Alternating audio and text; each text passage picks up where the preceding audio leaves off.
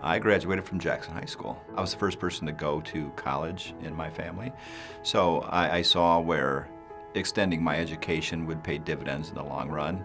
And I had a lot of friends that came out here together as a group from high school. I was accepted at the University of Michigan right out of high school, but my parents didn't have the funds. The summer before I started, Dick Dodge called me because I went to school with one of Dick's kids.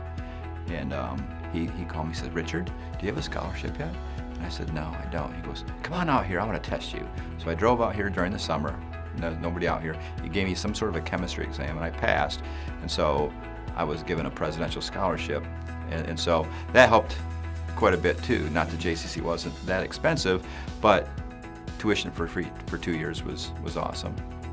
I still think this was a better fit for me from a maturity level and an ability to get used to a college environment on a smaller scale.